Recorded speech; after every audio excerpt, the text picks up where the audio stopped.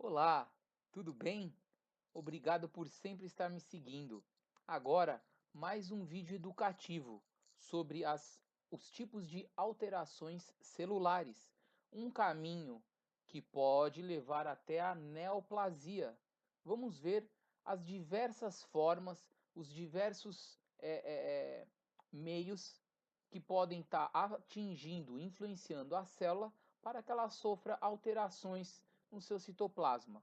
Eu não vou entrar a fundo, porque isso entraria em patologia, e esse vídeo é educativo, mas vamos passar, dar uma revisão rápida em biologia, e dessa vez, ao invés de você ficar me olhando falar, eu vou colocar imagens onde eu vou comentando e narrando todo o caminho da célula até anaplasia. O próximo vídeo, e acompanhe, me siga, nós vamos da anaplasia para a neoplasia e vamos entrar nos diversos meios e efeitos que atingem, que levam às injúrias que vão causar essa alteração. Porque muitos me perguntam e se perguntam por que isso? Por que o câncer? Da onde vem? O que acontece? Então, vamos lá. Porque eu sempre gostei de estudar as alterações celulares porque é um grande desafio. Diferente de você combater um microorganismo como uma bactéria, um fungo ou até um vírus, um parasita no organismo de um ser humano ou um animal, esse combate, nós oncologistas, é o ser contra ele mesmo. Ou seja, células que estão se tornando supercélulas, mas que elas vão chegar a um ponto que vão destruir o macrocosmos, que é o próprio organismo, que leva ao paciente a sucumbir. Então nós devemos frear essas supercélulas em pró do grande organismo, que é o ser em si. Ok, pessoal, então vamos lá. Para falar de célula, eu não vou entrar a fundo, mas é importante revermos por causa da parte de neoplasia. Lembrando que a mitose é a divisão celular somática, né? Onde a célula mãe dá origem a duas células filhas com o mesmo número de cromossomos, certo? Então, temos algumas fases, onde nós temos a G1 antes da síntese de DNA, a S durante a síntese de DNA e a G2 após a síntese de DNA, e a fase M, onde nós temos aí a fase de prófase, prometáfase, metáfase, anáfase e telófase. Eu não vou entrar em cada uma delas, tá? Nós vamos depois estar vendo onde pode ter mais alteração celular no vídeo de neoplasia propriamente dito. Então vamos lá. A hipoplasia. A hipoplasia é o não desenvolvimento de um órgão, né, do seu tamanho normal. Ele é diferente da atrofia porque o órgão atrofiado ele encolhe em relação ao seu tamanho normal anterior, tá? No caso do hipoplásico, ele não atinge o crescimento normal. Esse distúrbio ele vai ocorrer durante o período de crescimento, antes do nascimento ou logo depois também de nascer, certo? E então nós vamos ter aí defeitos genéticos, deficiências de hormônios, agentes infecciosos, intoxicações durante a gestação ou logo a termo por venenos, toxinas, de forma geral, tá? A célula já no estado de atrofiada, a atrofia vai ser o encolhimento ou redução de um órgão, certo? E aí, do tamanho inferior, a atrofia ela vai ser um fenômeno fisiológico, é normal.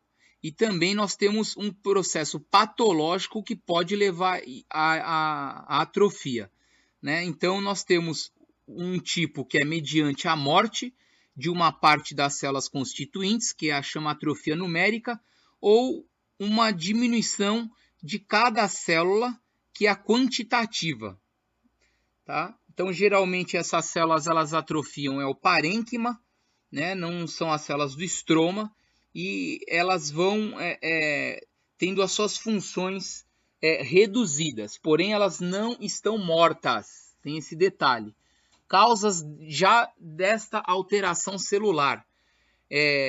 O animal ou a pessoa, o ser humano, ele tem desnutrição ou não come, uma irrigação sanguínea naquele tecido, naquele foco, começa a ser inadequada, tem uma ausência de inervação, então vamos ter aí na sequência a atrofia por desuso, uma pressão prolongada, pode levar a uma atrofia também, por necrose, aí vai de numérica a necrose, perda de uma estimulação hormonal. Então, por exemplo, quando a gente faz a castração num cão, a orquiectomia, né?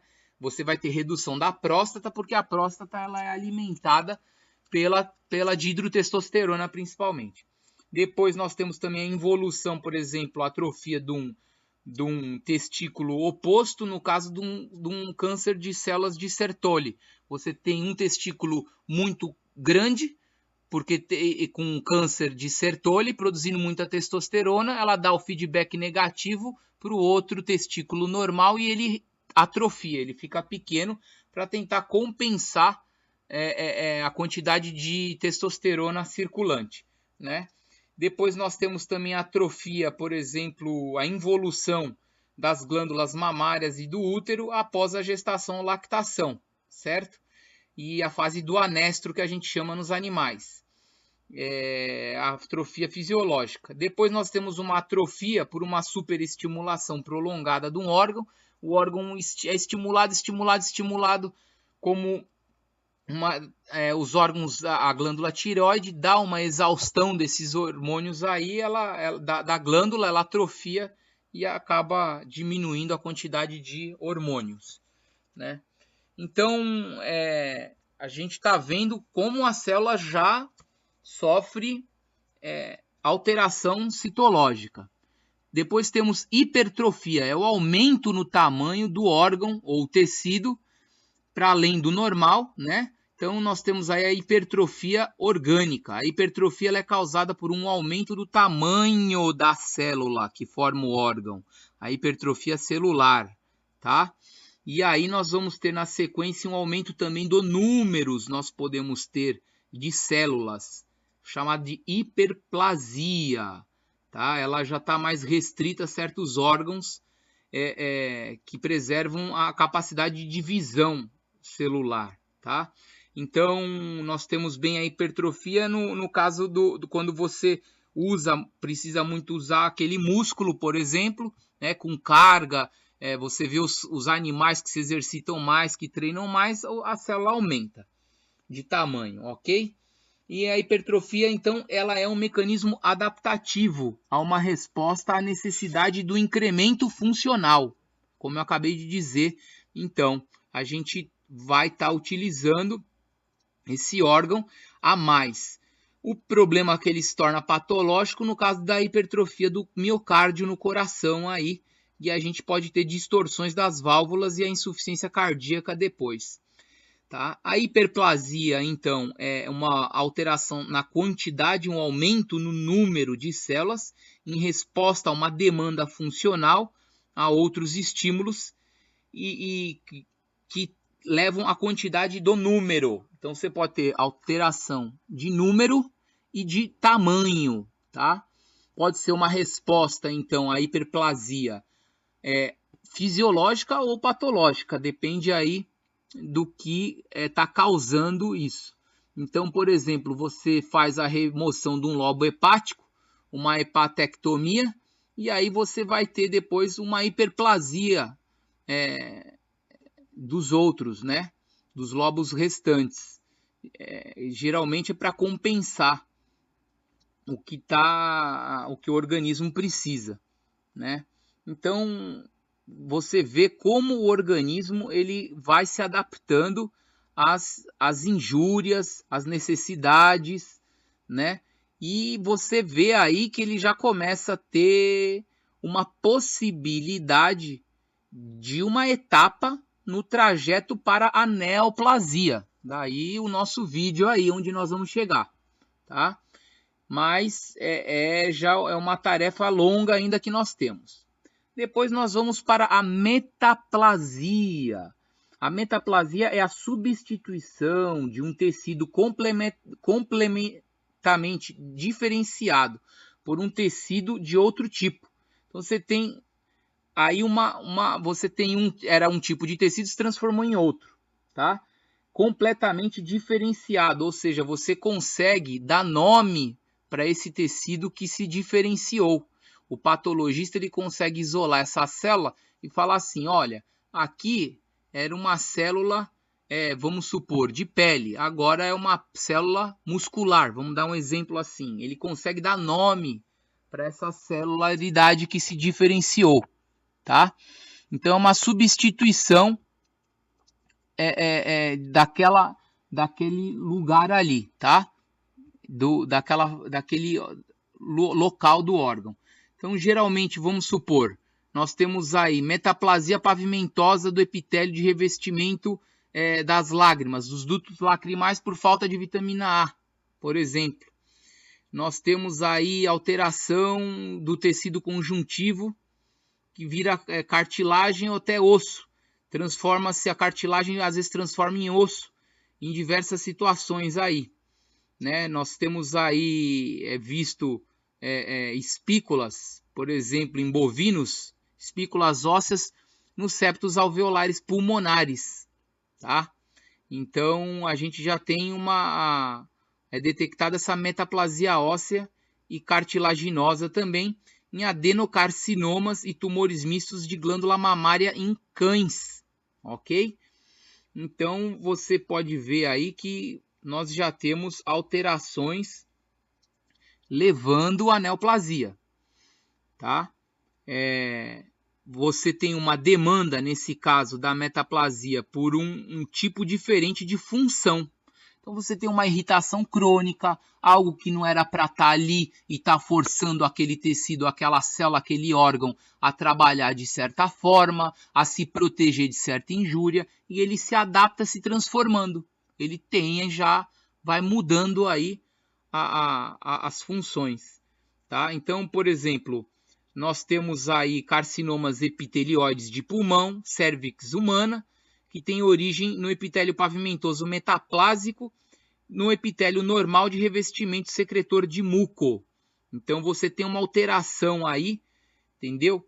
De todos esses carcinomas epitelioides de pulmão e de cervix humana, porque você tem alteração no epitélio pavimentoso.